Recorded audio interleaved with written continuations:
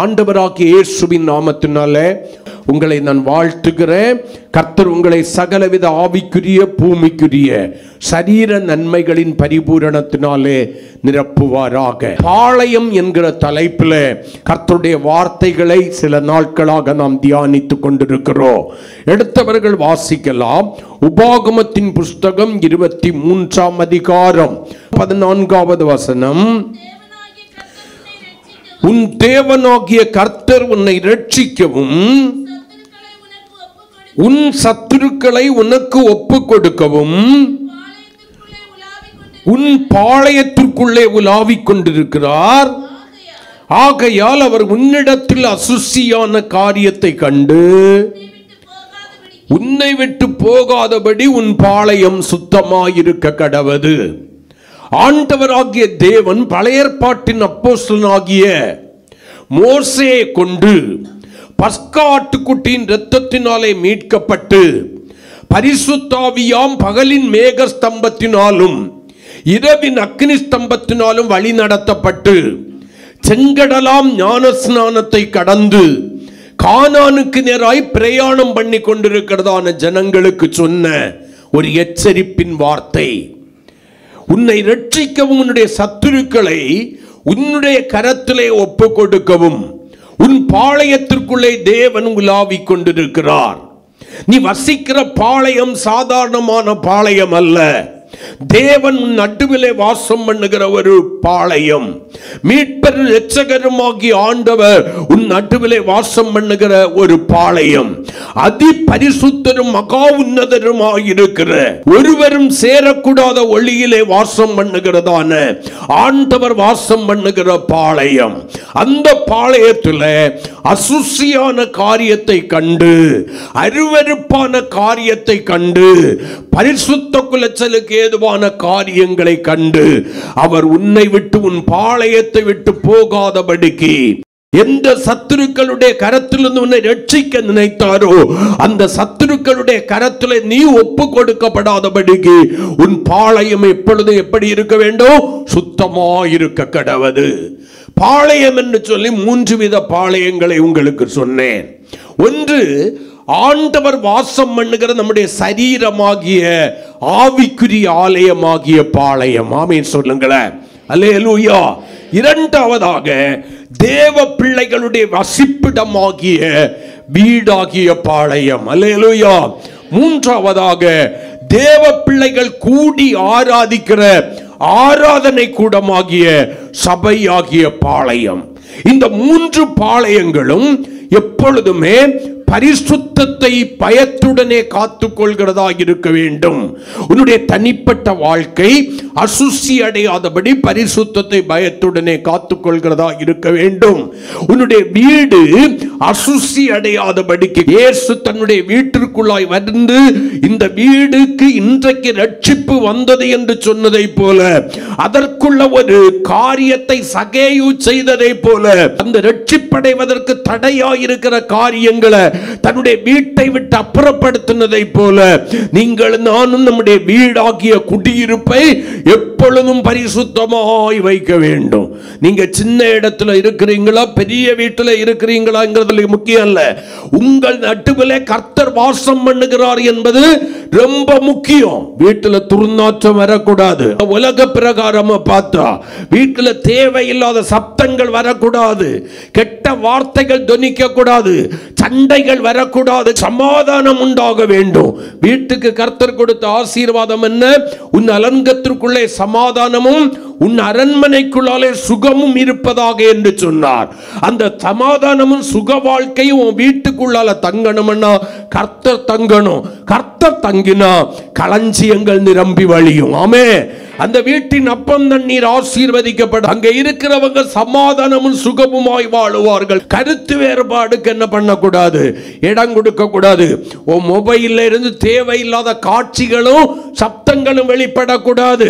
நீ வச்சிருக்கிறதான எஃப்எம்ல இருந்து தேவையில்லாத பாடல்கள் அங்க தொனிக்க கூடாது. நீ பார்க்கிறதான தொலைக்காட்சி பெட்டியில இருந்து ஆண்டவர் அருவருக்கிறதான காரியங்கள் அந்த வீட்டுக்குள்ளால வந்து பரிசுத்தத்தை கெடுத்துடக்கூடாது. 3, சபை ஒருபோதும் ஒரு மனதை இழந்து தெய்வ பயத்தை இழந்து தேவனுக்கு பின்முதுகை காட்டி தேவ வசனத்துக்கு விரோதமாய் தன்னுடைய இருதயத்தை கடினப்படுத்தி அவிசுவாசத்திற்கு இடம் கொடுத்து தேவனை விட்டு பிரிந்து போகிற இருதயமுடைய சபையா இருக்கக்கூடாது. சபை எப்பவும் பரிசுத்தமாக இருக்கணும். சபைக்குள்ளால் அசுத்தம் வருவதற்கு தேவ பிள்ளைகளாகிய நாம் ஒருபோதும் காரணமாய் மாறிவிடக் கூடாது. சரி, ஆண்டவர் என்ன பண்ணுகிறார்? இந்த பாளையத்தின் நடுவில் இருக்கிறார். பாளையம் மீன்ஸ் 40 வருட இஸ்ரவேல் ஜனங்களுடைய கானான் பிரயாணத்திலே 41 இடங்களிலே கூடாரம் போட்டு தங்கினார்கள். அதுக்கு பேரு தான் பாளையம். ஆமென் சொல்லுங்களேன். அவர்கள் நடுவில் ஆசரிப்பு கூடாரத்தில் ஆண்டவர் மகா பரிசுத்த ஸ்தலத்திலே வாசம் பண்ணினார். அப்ப கர்த்தாவே, யார் உம்முடைய கூடாரத்தில் தங்குவான்? யார் உம்முடைய பரிசுத்த பர்வதத்தில் வாசம் பண்ணுவான்? அப்ப அங்க வாசம் பண்ணுவதற்கு தேவனை சுற்றிலும் 12 கோத்திரங்களும் வாசம் பண்ணி கொண்டிருக்கிறார்களே. இந்த தேவனை சுற்றிலும் அந்த பாளையத்துக்குள்ளால தங்குவதற்கு அல்லது வாசம் பண்ணுவதற்கு யார் தகுதி உள்ளவன் என்கிற தலைப்புல தான் 5 காரியங்களை நம்ம தியானிச்சு முடிச்சிட்டோம். அல்லேலூயா. இன்னைக்கு 6வது ஒரு காரியத்துக்கு நம்ம போக போறோம். அதுக்கு முன்னால நம்ம தியானித்த 5 காரியங்களை உங்களுக்கு ஞாபகப்படுத்துறேன். 1, அவர்கள் மீட்கப்பட்டவர்களாக இருக்க வேண்டும். அல்லேலூயா. 2, பாளையத்தை சுற்றிலும் இருக்கிறவர்கள் யாராய் இருக்க வேண்டும்? பிரித்தெடுக்கப்பட்டவர்களாய் இருக்க வேண்டும். ஆமென். 3வது, பாளையத்தை சுற்றிலும் இருக்கிறவர்கள் யாராய் இருக்க வேண்டும்? மேகத்தின் கீழாய் அடங்கி இருக்கிறவர்களாய் இருக்க வேண்டும். அல்லேலூயா. இதுக்குரிய ஆவிக்குரிய அர்த்தத்தை எல்லாம் கடந்த நாட்களில் ஆழமாய் தியானித்து விட்டோம். அல்லேலூயா. 4வது, அவர்கள் தேவனோடு கூட இணைந்து வசிப்பவர்களாய் அல்லது தேவனோடு கூட ஐக்கியமுடைய தேவ ஜனங்களாய் இருக்க வேண்டும். ஆமென் சொல்லுங்களேன். 5வது காரியம் என்னன்னா, பாளையத்திலே தேவனை சுற்றிலும் இருப்பதற்கு யார் தகுதி உடையவன்? தகுதி உடையவர்கள் தெரியுமா? கர்த்தரை மட்டும் நம்பி வாழுகிறவர்கள். இன்னைக்கு உங்களுக்கு என்ன தேவையோ அதற்கொத்தபடி கர்த்தருடைய ஆவியானவர் இன்னைக்கு பேசுவாராக. அல்லேலூயா. எடுத்தவர்கள் வாசிக்கலாம். உபாகமத்தின் புஸ்தகம் 11ஆம் அதிகாரம் 1-2 வசனங்களை வாசிக்கலாம். நீ உன் தேவனாகிய கர்த்தரிடத்தில் அன்பு கூர்ந்து அவருடைய பிரமாணங்களையும் அவருடைய கட்டளைகளையும் அவருடைய நியாயங்களையும் அவருடைய கற்பனைகளையும் எப்பொழுதும் கைக்கொள்வாயாக. நல்லா கவனிங்க, மறுபடியும் அந்த வசனத்தை. உன் தேவனாகிய கர்த்தரிடத்தில் அன்பு கூர்ந்து அவருடைய பிரமாணங்களையும் அவருடைய கட்டளைகளையும் அவருடைய நியாயங்களையும் அவருடைய கற்பனைகளையும் எப்பொழுதும், உனக்கு விருப்பம் இருக்கும்போது மட்டுமல்ல சபையே, எப்பொழுதும் கைக்கொள்வாயாக. உங்கள் தேவனாகிய கர்த்தர் செய்த சிட்சையையும், அந்த வசனத்தோடு கூட தொடர்பு படுத்தி பாருங்கள். நீங்கள் அவருடைய பிரமாணங்களையும் கட்டளைகளையும் கற்பனைகளையும் நியாயங்களையும் கை கொள்வதற்கு மனதற்றவர்களாய் மாறி உங்களுடைய பின்முதுகை காட்டினதான வேளையில் உங்களுக்கு பிரமாணங்களையும் கட்டளைகளையும் கற்பனைகளையும் நியாயங்களையும் கொடுத்த ஆண்டவர் உங்களுக்கு என்ன பண்ணினாரு? தேவனாகிய கர்த்தர் செய்த சிட்சையையும் அவருடைய மகத்துவத்தையும் அவருடைய பலத்த கையையும் அவருடைய ஓங்கிய புயத்தையும் என்று சொல்லி தொடர்ந்து அந்த வசனம் கீழே போயிட்டு இருக்கும். அப்ப இந்த 2 வசனத்திலிருந்து நான் உங்களுக்கு 6வதாக மகா பரிசுத்தரும் அதி உன்னதருமாயிருக்கிற என் ஆண்டவர் வாசம் பண்ணுகிற இந்த பாளையத்தை சுற்றிலோ வாசம் பண்ணுவதற்கு 6வதாக தகுதி உள்ளவன் யார் என்று கேட்டீங்கன்னா, சிட்சையை சகிக்கிறவனாய் இருக்க வேண்டும்.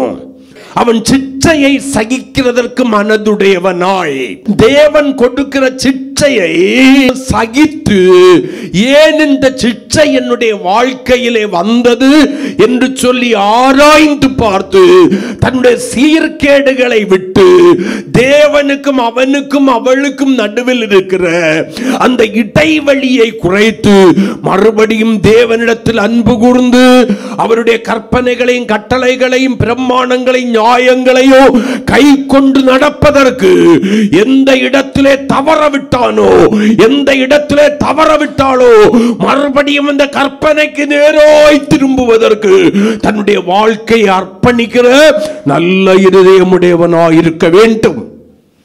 கற்பனையை மீறி விக்கிரகத்தை உருவாக்குகிறவனாய் மாறிவிடக் கூடாது.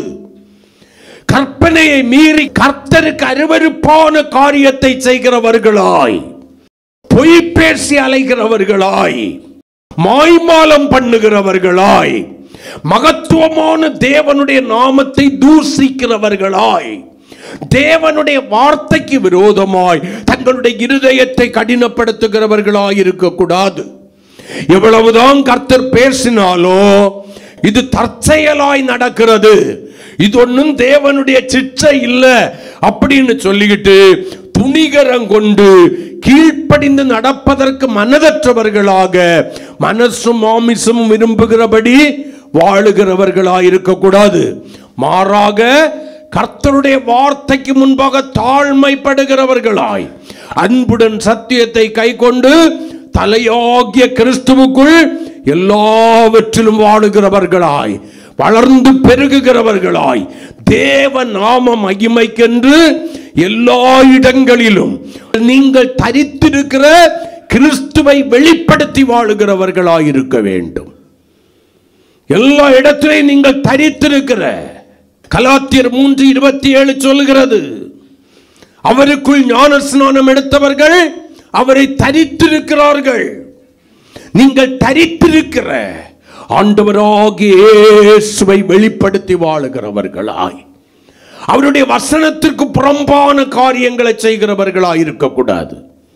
யாரும் பார்க்கல, யாருக்கும் தெரியாதுன்னு சொல்லி ஒருபோதும் தேவனுடைய பிள்ளைகள் கற்பனைக்கு புறம்பான, கட்டளைக்கு புறம்பான, பிரமாணத்திற்கு புறம்பான, நியாயங்களுக்கு புறம்பான காரியங்களை சிந்திக்கிறவர்களாகவோ பேசுகிறவர்களாகவோ செய்கிறவர்களாகவோ இருக்கக்கூடாது. எல்லா வேளையிலும் தேவ கற்பனை என்கிறது, பிரமாணம் என்கிறது, நியாயம் என்கிறது கற்பலகையாகிய இருதயத்தில் ஆழமாய் பதிந்திருக்கணும். எப்பொழுதும் அவைகள் உன்னுடைய கண்களின் நடுவில் ஞாபக குறியாய் இருக்க வேண்டும். அது தேவனுடைய பிள்ளைகள் மறந்து போயிடக்கூடாது. நீங்க வலது பக்கம் இடது பக்கம் சாய்கிறதான வேளையில அவர் என்ன பண்ணுவார்? உங்களை திருப்ப பார்ப்பார், அன்பாய் திருப்ப பார்ப்பார், புத்தி சொல்லி கடிந்து கொண்டு கண்டனம் பண்ணி திருப்ப பார்ப்பார். நீங்கள் திரும்பாத பட்சத்தில் மறுபடியும் மறுபடியும் அந்த காரியங்களை செய்யும் போது தகப்பன் தன் பிள்ளைகளை சிட்சிக்கிறது போல, தகப்பனுக்கு சிட்சையை குறித்து இப்ப பேசண்டாம். நிறைய பிள்ளைகள் தகப்பனை தான் சிட்சிக்கிறது. பிள்ளைகள் என்ன சொன்னாலும் பூம்பூம் ஆடு போல தலையாட்டுகிற தகப்பன்கள் இன்றைக்கு அதிகம்.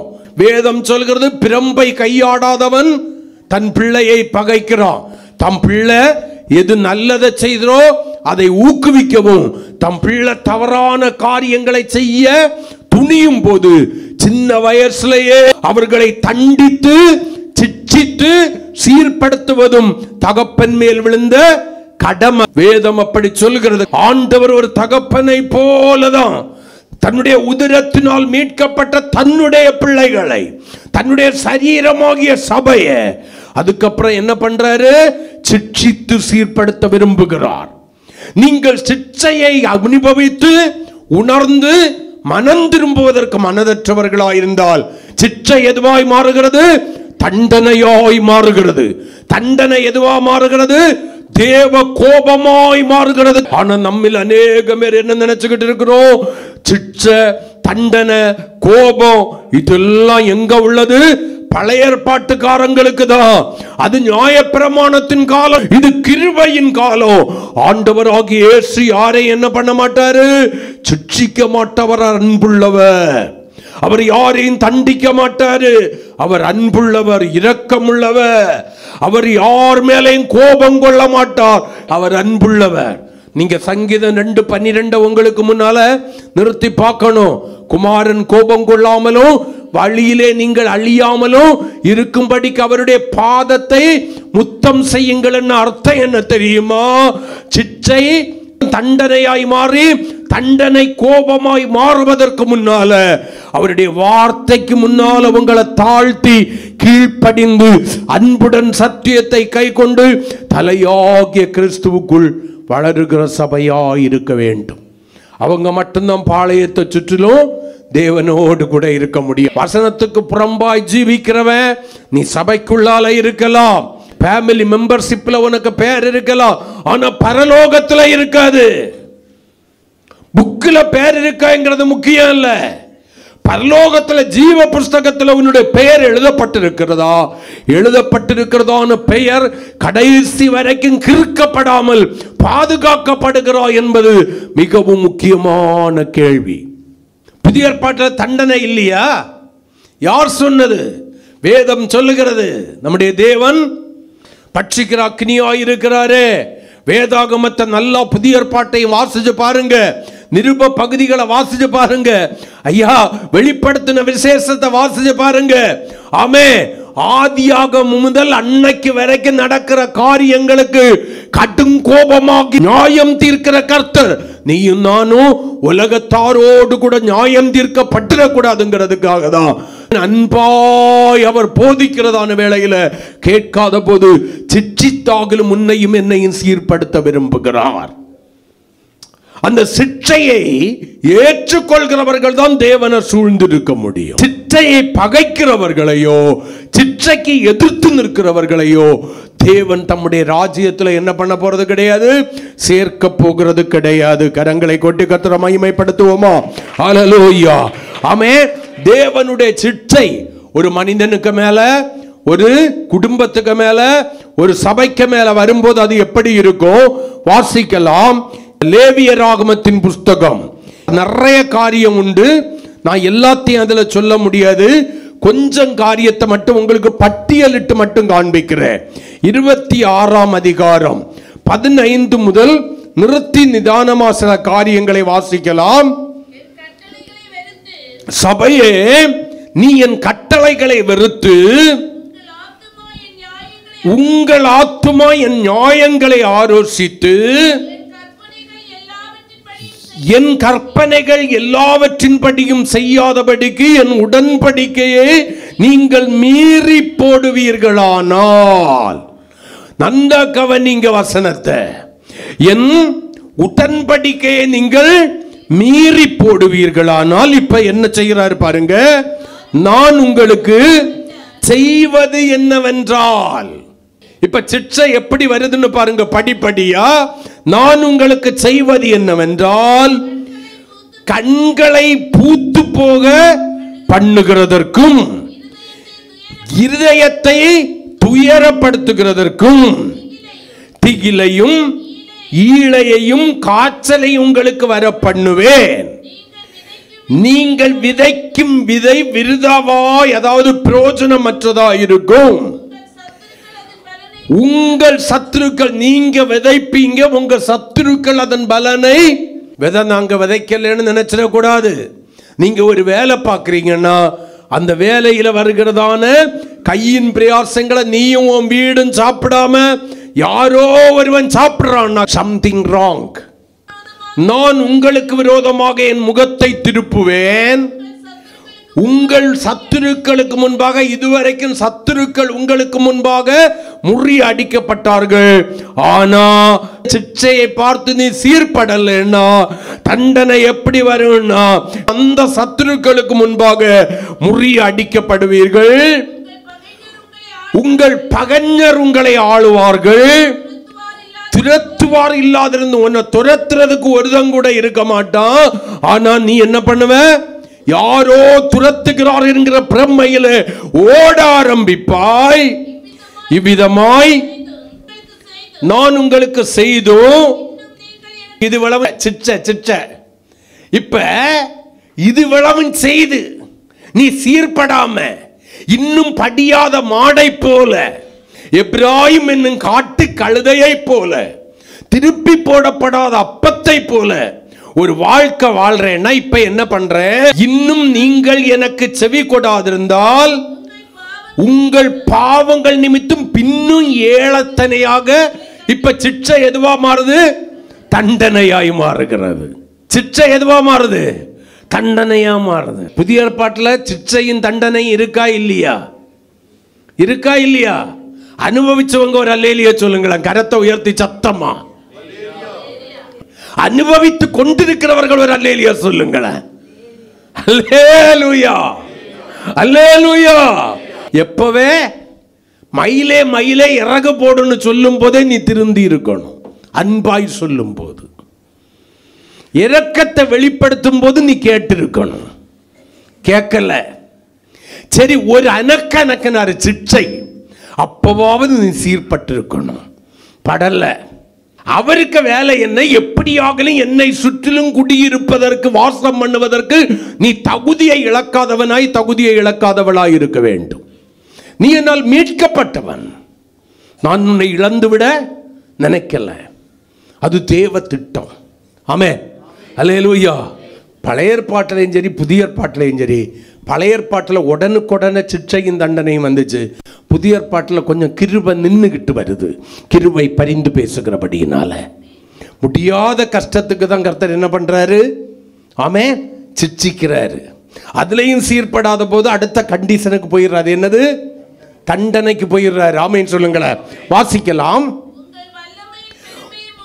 உங்கள் வல்லமையின் பெருமையை, எது உனக்கு மேன்மையாக இருக்கிறதோ அதை உன்னை விட்டு முறித்து உங்களுக்கு நன்மைகளை கொடுக்கிற பிதாவின் சமூகத்திலிருந்து நன்மையான ஈவையும் பூரணமான வரத்தையும் கொண்டு வருகிறதான வானத்தை இரும்பை போலவும் உங்களுக்கு பலன் கொடுக்கிறதான பூமியின் பலன்களை, வேலையானாலும் சரி, தொழிலானாலும் சரி, வியாபாரம் ஆனாலும் சரி, எந்த ஒரு காரியமானாலும் சரி, அதை எதுவா மாற்றுறாரு? பூமியை வெண்கலத்தை போலவும் ஆக்குவேன். 20வது வசனம். இதுவரைக்கும் உங்களுடைய பலன் பிரயோஜனமாயிருந்தது. ஆனா தண்டனை வருகிறதான வேளையில உங்க பலன் விருதாவலே, அதாவது பிரயோஜனமற்றதாய் செலவழியோ. உங்கள் தேசம் தன் பலனை, தேசத்தின் பலனையும் தேசத்தின் மரங்கள் தங்கள் கனிகளையும் கொடுக்க மாட்டாது. கொஞ்சம் கொஞ்சமா குறைவுபட ஆரம்பிக்கும். கொஞ்சம் கொஞ்சமா சுகத்தை இழப்ப, கொஞ்சம் கொஞ்சமா சமாதானத்தை இழப்ப, கொஞ்சம் கொஞ்சமா நன்மைகளை இழக்க ஆரம்பிப்ப, கொஞ்சம் கொஞ்சமா சந்தோஷத்தை இழக்க ஆரம்பிப்ப. எல்லாம் கொஞ்சம் கொஞ்சமா போய் கடைசியில மொத்தமா உருவெடுத்து நிற்கும், கரங்களை கொட்டி. ஆமே, அதுக்கப்புறம் ஒரு பிரயோஜனமும் இல்ல, மொத்தமும் உருவெடுத்து. ஆனாலும் நம்ம விடுவோமா? இன்னும் கொஞ்சம் பலம் இருக்கு, ஓடி பார்ப்போமே என்னதான் நடக்கும். இதெல்லாம் தற்செயலா நடக்கிறது. இதுல ஒண்ணும் கர்த்தருடைய பார்வோனாக்கும், நம்ம பார்வோனாக்கும். ஏன் நம்ம திருந்தணும்னு நினைச்சாலும் நம்மளை சுற்றில இருக்கிற கூட்டம் திருந்த விடாது. நமக்கு சில வேளையில தெரியும் இது கர்த்தருடைய கரந்தாம், விரல் தான். சுற்றில நிக்கிறவன் சொல்றான், இல்ல இல்ல எங்களாலேயும் முடியும். அண்டர்ஸ்டாண்ட்? பார்வோனுக்கு அழிவுக்கு காரணம் யாரு தெரியுமா? அவனை சுற்றிலும் நின்னானே ஒரு கூட்டம். அந்த கூட்டத்துக்கு பேர் என்னது? மந்திரவாதிகள். அவனுதான் காரணம். நாங்களும் செய்வோம், செய், எது வரைக்கும் செய்யறேன்னு பார்ப்போம். ஆண்டவர் கொஞ்சம் விட்டு கொடுத்தாரு, செய் பார்ப்போம் எது வரைக்கும். ஒரு குறிப்பிட்ட அளவுக்கு மேல அவனுளால ஒன்றும் பண்ண முடியல. இப்ப சொல்றான் இது கர்த்தருடைய கரந்தான், கரங்களை கொட்டி. இனி பார்வனுக்கு கொடுக்கப்பட்ட வாய்ப்பு என்ன பண்ணிட்டு இப்ப சொல்றான் கர்த்தருடைய கரந்தான். அட பாவி, இதை முதல்ல சொல்லி இருக்க வேண்டியதானே. அந்த கரத்துக்கு முன்னால நிக்க முடியான்னு முதல்ல சொல்லி இருக்க வேண்டியதானே. இது தேவனுடைய தண்டனை என்று சொல்லி முதல்ல சொல்லி இருக்க வேண்டியதானே. தேவன் ஏதோ ஒரு காரியத்தில் புரிய வைக்க விரும்புகிறார் என்று சொல்லி முதல்ல சொல்லி ஜெபம் பண்ணுவோம், கர்த்தர் பார்த்துக்கிடுவாரு. ஜெபம் பண்ணுவோம், கர்த்தர் பார்த்துக்கிடுவாரு. உன் வீட்டுல உனக்கு கஞ்சிக்கு இருக்கிறோம் இல்லையோ, ஏன் பாக்கெட்ல போட்டு ஜெபம் பண்ணுவோம். நான் ஜெபம் பண்றேன், கர்த்தர் பார்த்துக்கிடுவாரு. பகாப்பாவி திருந்துன்னு சொல்லி இருப்பான்னா எப்பவோ திருந்தி இருப்போமே. என்னால முடியும். இதெல்லாம் தற்செயலா நடக்கிறது. இதெல்லாம் எதுவா நடக்குது? தேவனுடைய பிள்ளைகளுடைய வாழ்க்கையில எதுவும் தற்செயலா நடக்காது, எதுவும் சாத்தான் கொண்டு வர முடியாது. ஆமென் சொல்லுங்களேன். தேவனுடைய கரம் மட்டுமே. நான் சொல்றேன், தேவன் அனுமதிக்கலைன்னா ஒன்னும் தொட முடியாது. தேவன் அனுமதித்துட்டாரேனா எதுவும் உன்னை காக்க முடியாது. அவருடைய சித்தத்திற்கும் திட்டத்திற்கும் எதிரிடையாய் நிற்க யாருக்கும் எந்த வல்லமைக்கும் முடியாது. ஆமென் சொல்லுங்களேன். நீ இதை புடுங்கி அதுல நட்டுருவேன்னு தான் பார்ப்பேன். புடுங்கும் போதே வாடி போயிடும். சொல்றது புரியுதா? வயதுல நடுற நாற்று இதை பிடுங்கி இங்க கொண்டு நடணும். பிடுங்கும் போதே வாடி போகும், கருகி போகும். எங்க கொண்டு நட? இந்த முயற்சி என்னை கைவிடாதுன்னு நினைப்ப, நான் எல்லா முயற்சியும் கைவிடும். கடைசியில் ஆண்டவரேன்னு சொல்லுவேன். அவர் என்ன பண்ணுவார் தெரியுமா? தன்னுடைய முகத்தை கற்பாறையை போல் திருப்பிக் கொள்வார். அவர் தன்னுடைய முகத்தை உண்மையில் பிரகாசிப்பதற்காக காத்திருந்த நாட்கள் உண்டு, காத்திருந்த நேரங்கள் உண்டு, காத்திருந்த வருடங்கள் உண்டு, காத்திருந்த மாதங்கள் உண்டு, வாரங்கள் உண்டு, நாட்கள் உண்டு, நிமிடங்கள் உண்டு, கடைசி நொடி பொழுது உண்டு. ஆனால் அவருடைய முகத்தின் பிரகாசம் உண்மையில் பிரகாசிக்க கூடாதபடிக்கு நீ என்ன பண்ணிட்டு தெரியுமா? உன் முகத்தை கற்பாறையை போல திருப்பி வைத்திருந்தாய். அவருடைய வார்த்தைகள் உன்னுடைய செவியை துளைத்தது. ஈட்டி ஒரு மனிதனுடைய நெஞ்சை பிளக்கிறது போல உன்னுடைய தான இருதயத்தை அவருடைய வார்த்தைகள் பிளந்தது. அப்போ நீ என்ன நினைச்ச தெரியுமா? இது தற்செயலாய் நடக்கிறது, நான் பார்த்துக் கொள்வேன். சபையே, சபையே, ஜாக்கிரதை சபையே. தேவன் எப்பொழுது மனிதனோடு கூட போராடுகிறவர் அல்ல. அவர் என்னைக்கு போராடுறத நிறுத்தினாரோ, நீ செய்யறதில் அவர் போராடுறதுங்கிறது நிறுத்தினதுக்கு அடையாளம் என்ன? நீ செய்யறதெல்லாம் கரெக்ட், நீ பேசுறதெல்லாம் கரெக்ட், நீ தான் சரி என்கிறதால ஒரு எண்ணம் எப்ப உனக்குள்ளால வந்துச்சோ அப்ப தேவன் விலக்கி விட்டார். உன்னை தீங்குக்கு ஒப்பு கொடுக்க போறாருன்னு அர்த்தம். அப்பவே சிச்சே, அன்பு தான் உனக்கு புரியல, இறக்கம்தான் புரியல. பின்னால ஓடி மக்களே கொஞ்சம் சாப்பிடு, கொஞ்சம் சாப்பிடு, கொஞ்சம் சாப்பிடுன்னு சொல்லி அந்த தாய் ஒன்ன விரட்டிக்கிட்டு வந்தது போல அந்த பாசமா வந்தாரு. அப்ப உனக்கு புரியல. சரி, சிற்றையிலேயாவது கர்த்தருடைய கரம் எனக்கு விரோதமா ஏதோ ஒரு வகையில வந்திருக்கிறது, நான் எப்படியாவது திருந்தணும்னு நீ திருந்தி சீர்பட்டு இருக்கணும். அப்பவும் உன்னுடைய இருதயத்தை கடினப்படுத்தினாய். தண்டனை வந்துச்சு, சிற்றை மாறி. அப்பவும் என்ன தற்செயலா நடக்குதா? ஆமென் சொல்லுங்களேன். ஆமே. பார்வனை சுற்றிலும் இருந்தவங்க உனக்கு உரங்கொள்ள பண்ணினது போல நீ உணராதபடிக்கு உன்னை உடங்கொள்ள பண்ணினார்கள். ஒருத்தம் கூட அந்த ஆண்டவருடைய மகிமையின் கானானுக்குள்ளால பிரவேசிக்க முடியல. எகிப்திலிருந்து புறப்பட்ட 20 வயதுக்கு மேற்பட்டவர்களில் 2 பேர். ஒருவன் பெயர் காலேப், ஒருவனுடைய பெயர் யோசுவா. காலேப்பை குறித்து வேதம் சொல்லுகிறது, அவன் வேறே ஆவியை உடையவனாயிருந்தான். மற்றவங்க எல்லாம் வேற ஆவிய, அந்நிய ஆவிய உடையவங்களாக இருக்கும்போது காலேப் வேறே ஆவியாகிய தேவனுடைய ஆவியாகிய உண்மையின் ஆவியை உடையவனாயிருந்தான். யோசுவாக்குள்ளால ஒரு ஆவி இருந்தது, வைராக்கியத்தின் ஆவி. கரங்களை கொட்டி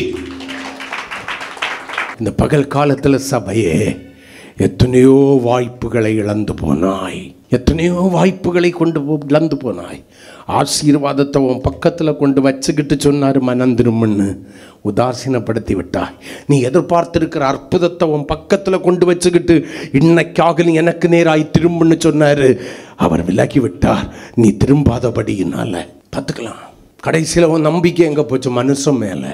பார்வோனுக்கு இருந்ததான குதிரைக்கு மேலேயும் ரதத்துக்கு மேலே நம்பிக்கை இருந்தது போல, தன்னுடைய குதிரை வீரர்கள் மேல் நம்பிக்கை இருந்தது போல, யுத்த வீரர்களின் மேல் நம்பிக்கை இருந்தது போல, இஸ்ரவேலை திருப்பிக் கொண்டு வந்து விடுவேன் என்று அவன் நம்பினதை போல நீ என்ன பண்ற தெரியுமா? கண்டவங்கிட்டையும் நம்பிக்கை வச்சிருக்க.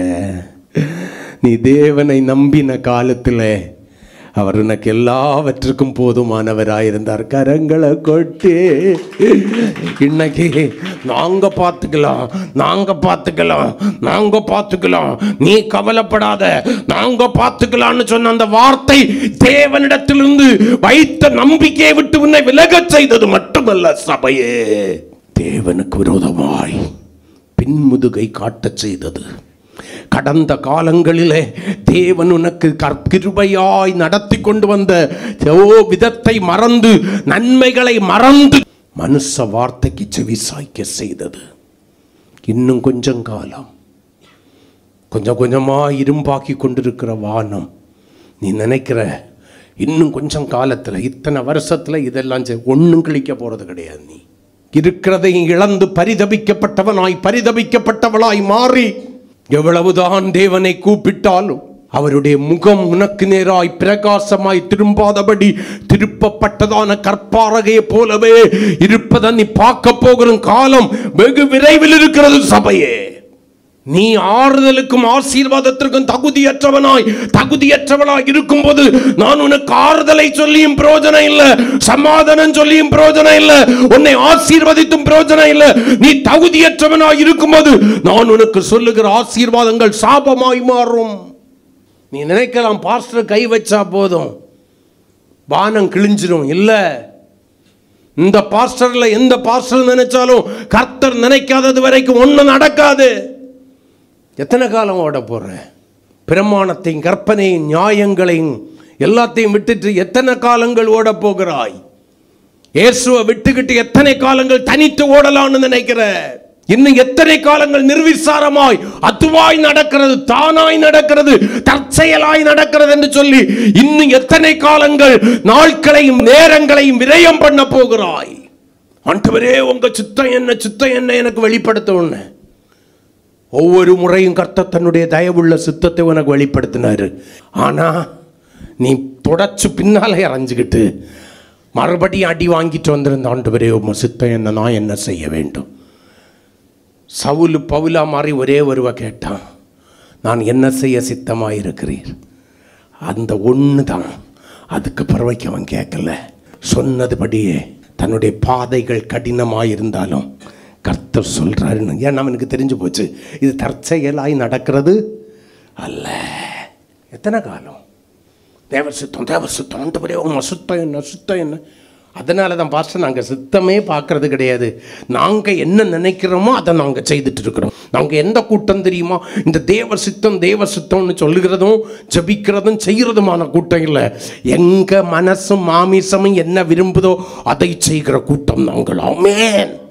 உண்மையாய் நீ சிக்ஷையை சகித்து மறுபடியும் கற்பனைக்கும் கட்டளைகளுக்கும் பிரமாணங்களுக்கும் நியாயங்களுக்கு நேராய் கை கொண்டு அவைகளை கை கொண்டு நடப்பதற்கு உன்னை தாழ்த்துவாயானால், உண்மையாய் அவைகளை கை கொண்டு நடப்பாயானால், ஆண்டவர் மறுபடியும் உனக்கு நேராய் தன்னுடைய முகத்தை பிரகாசிப்பதற்கு திருப்பு செய்வதற்கும் போதுமானவராயிருக்கிறார்.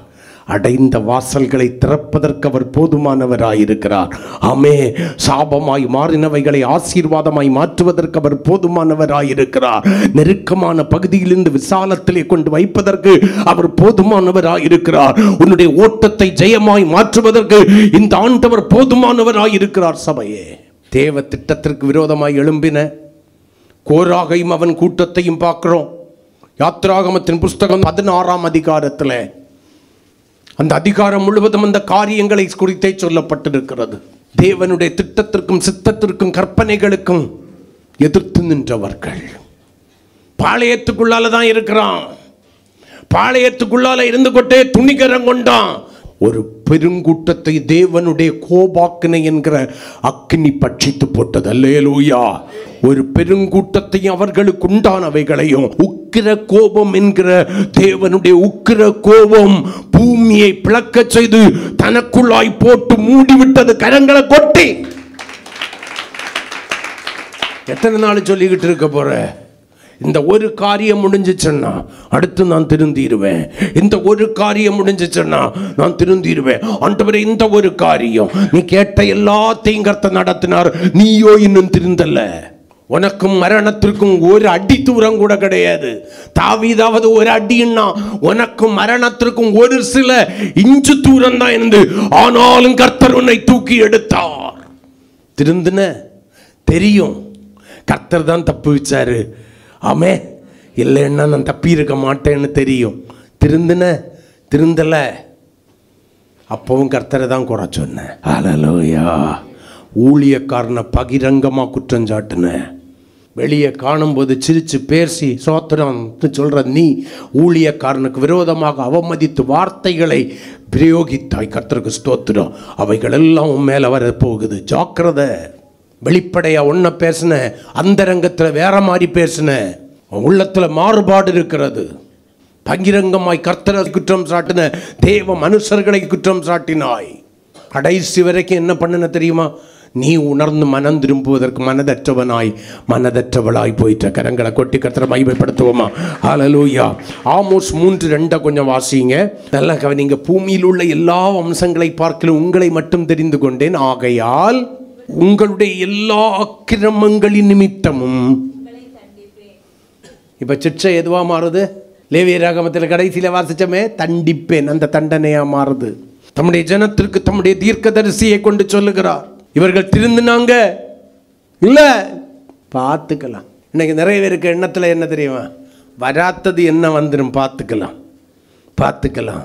ஞாழி யாரு தெரியுமா? இந்த வழியில் போனால் கர்த்தர் எனக்கு எதிரடையா நிற்பாருன்னு சொல்லிட்டு நீ வழியை மாற்றின ஆள், கர்த்தர் அங்கேயும் வந்து நின்ன ஆள். உன் வழியை அவர், நான் போகும் வழியை அவர் அறிந்திருக்கிறார். தாவீதுக்கு தெரியும், உமக்கு மறைவா நான் எங்கே போவேன்? நான் பாதாளத்தில் போய் படுக்கை போட்டாலும் அங்கேயும் நீர் காண்கிறீர். உமக்கு மறைவா எங்க ஆண்டவரே போவேன். வேசந்தரிக்க கூடாது. உள்ளத்துல உண்மை உள்ளவர்களா இருக்கணும். தேவனிடத்திலும் மனுஷனிடத்திலும் மாய்மாலம் பண்ணுகிறவர்களா இருக்கக்கூடாது. இப்ப எபிரேயர் 12ஆம் அதிகாரம் 5 முதல் 11 வரையிலான வசனங்களை, சில வசனங்களை வாசிச்சு மட்டும் முடிக்க போகிறோம். அன்றியும் என் மகனே, கர்த்தருடைய சிட்சையை அற்பமாக எண்ணாதே. நல்ல கவனிங்க. அவரால் கடிந்து கொள்ளப்படும் போது சோர்ந்து போகாதே. ஏன் தெரியுமா? உன்னை சிட்சிக்கிறார், உன்னை கடிந்து கொள்கிறார். கர்த்தருக்கு ஸ்தோத்திரம். கர்த்தர் எவனிடத்தில் அன்பு கூறுகிறாரோ அவனை சிட்சித்து தாம் சேர்த்து கொள்கிற எந்த மகனையும் தண்டிக்கிறார் என்று பிள்ளைகளுக்கு சொல்லுகிறது போல உங்களுக்கு சொல்லி இருக்கிற புத்திமதியை மறந்தீர்களே. எப்படியாகலும் அவரை விட்டு தூரமாய் போன ஒன்னு அவரிடத்துல சேர்த்து கொள்ளணும் தான் இந்த சிட்சையும் இந்த தண்டனையும். வாசிக்கலாம். நீங்கள் சிட்சையை சகிக்கிறவர்களாயிருந்தால் தேவன் உங்களை புத்திரராக எண்ணி நடத்துகிறார். தகப்பன் சிட்சியாத புத்திரன் உண்டோ? எல்லாருக்கும் கிடைக்கும் சிட்சை உங்களுக்கு கிடையாதிருந்தால் நீங்கள் புத்திரராயிராமல் ஆண்டவர் அருவருக்கிற வேசி பிள்ளைகளாயிருப்பீர்களே. அன்றியும் நம்முடைய சரீரத்தின் தகப்பன்மார்கள் நம்மை சிட்சிக்கும் போது இந்த காலத்துக்கு ஒத்து வருமானு தெரியல. சிட்சிக்காமலே தகப்பனையும் தாயும் அஞ்சு நடுங்க வைக்கிற காலம் இது. ஆனால் வேதாகம காலத்துல வேதம் தெளிவா சொல்லுது, அவர்களுக்கு நாம் அஞ்சி நடந்திருக்க நாம் பிழைக்கத்தக்கதாக ஆவிகளின் பிதாவுக்கு வெகு அதிகமாய் அடங்கி நடக்க வேண்டும் அல்லவா? அவர்கள் தங்களுக்கு நலம் என்று, யாரு? அப்பாவும் அம்மாவும் தங்களுக்கு நலம் என்று தோன்றினபடி கொஞ்ச காலம் சிட்சித்தார்கள்.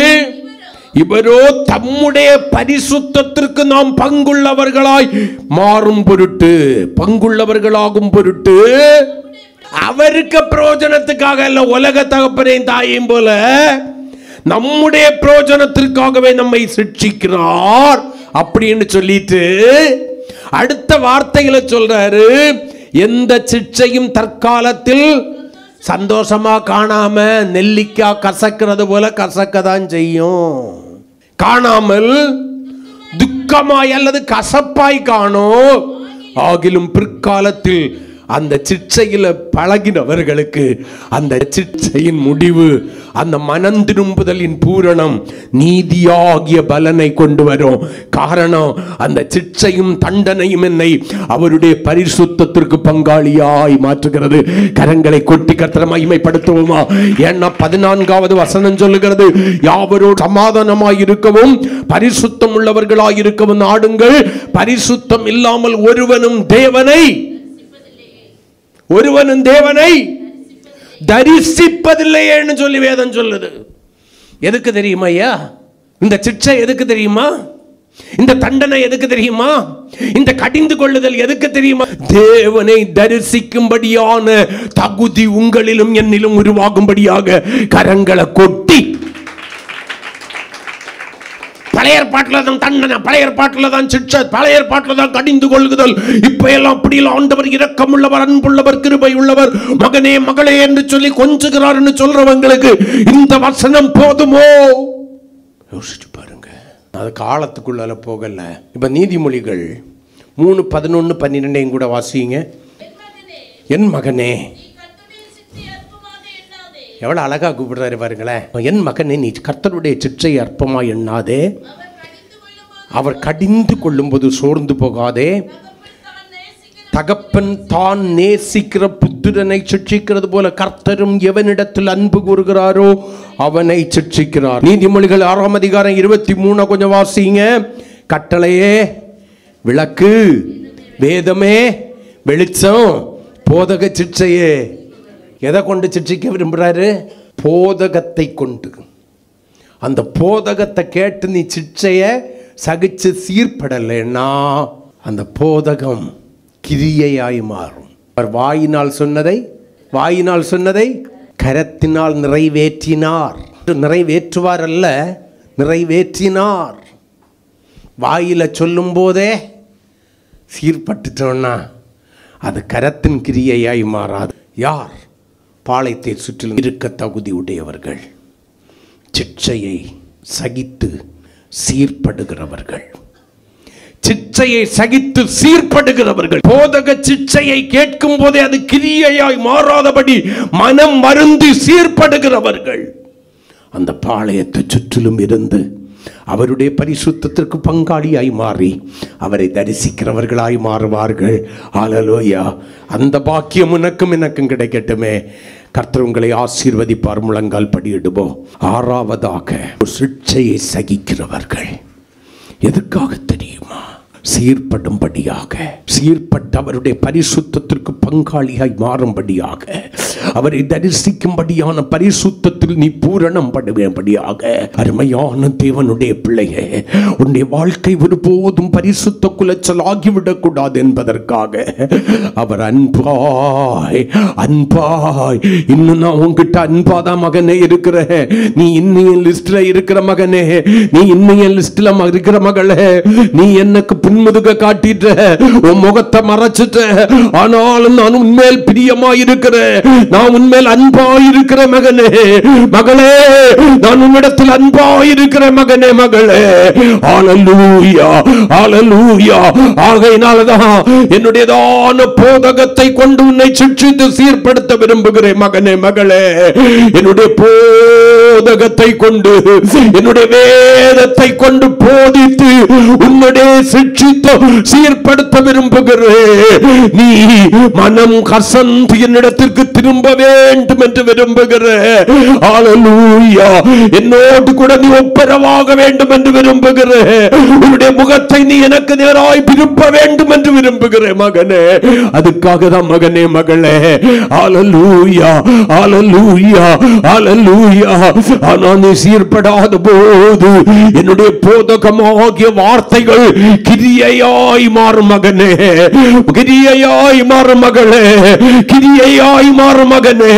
அந்த நாட்கள் உன்மேல் வராதபடிக்கு இன்றாகிலோ இன்றாகிலோ இன்றாகிலோ உனக்கு கிடைத்த இந்த நாளிலாகிலோ ஹல்லேலூயா உன் ஆசீர்வாதத்திற்குரியவைகளை, உன் சேமத்திற்குரியவைகளை, உன் சமாதானத்திற்குரியவைகளை தேடிக்கொள்வாயோ மகனே மகளே. வாலிப மகனே மகளே, உன்னுடைய அந்தரங்க வாழ்க்கையை தேவனுக்கு முன்பாக அவர் சீர்தூக்கி பார்க்கிறார். உன்னுடைய நடைகளை எல்லாம் எண்ணுகிறவர் ஆண்டவராகவும் கூட இருக்கிறார். ஹல்லேலூயா. வெளிவேஷம் தரித்துக் கொண்டிருக்கிற மகளே மகனே, பிரிய சகோதர சகோதரி, இந்த பகல் காலத்தில் உங்களோடு கூட தான் பேசிக் கொண்டிருக்கிறார். என்ன செய்ய போற சபையே, வாலிபனே, கன்னிகையே, என் பிரிய சகோதர சகோதரி, அவருடைய பாளையத்தில் அவரோடு கூட இருக்கும்படியான தகுதி எனக்கு இருக்கா? பரலோகத்தில் அவரோடு கூட இருக்கும்படியான தகுதி எனக்கு இருக்கா? இந்த காலை வேளையில எத்தனை நேரம் உன்னை அழைத்தார், எத்தனை காலமும் தள்ளிவிட்டாயே. கர்த்தரின் பந்தியில் பங்கடைய கண்ணீருடன் நீ அவருக்கு நேராய் திரும்பி உன்னுடைய பொல்லாத கிரியைகளையும் நினைவுகளையும் வழிகளையும் விட்டு கர்த்தரிடத்திற்கு திரும்பி ஒப்புரவாவாயனால் இன்னைக்கு உனக்கு ஒரு வாக்கு கொடுக்கிறார். விழுந்து போன தாவீதின் கூடாரத்தை மறுபடியும் எடுப்பித்து கட்டினவர் உன் வாழ்க்கையை கட்டுவார். எரேமியாவை கொண்டு இஸ்ரவேல் ஜனங்களுக்கு சொன்ன வார்த்தையை உனக்கு சொல்றாரு, மறுபடியும் உன்னை கட்டுவிப்பேன், நீ கட்டப்படுவாய் என்று. தேவக்கரங்களை ஒப்பு கொடுத்து இனியாகலின் சிக்ஷையை அற்பமாய் எண்ணாதபடி, சிக்ஷைக்கு விரோதமாய் பிள்ளைகள் இருதயத்தை கடினப்படுத்துறது போல தேவ பிள்ளையை நீ கடினப்படுத்தாதபடி தாழ்மைப்படு. கர்த்தர் உன்னை உயர்த்த வந்திருக்கிறார். இன்னைக்கும் கர்த்தர் மனிதனோடு போராடுகிறவர் அல்ல. இன்னைக்கு அவருடைய சத்தத்தை கேட்டேன்னா உன் இருதயத்தை கடினப்படுத்தாதபடிக்கு அவரிடத்திற்கு திரும்புவாயா. கர்த்தர் உன்னை ஆசீர்வதிப்பா.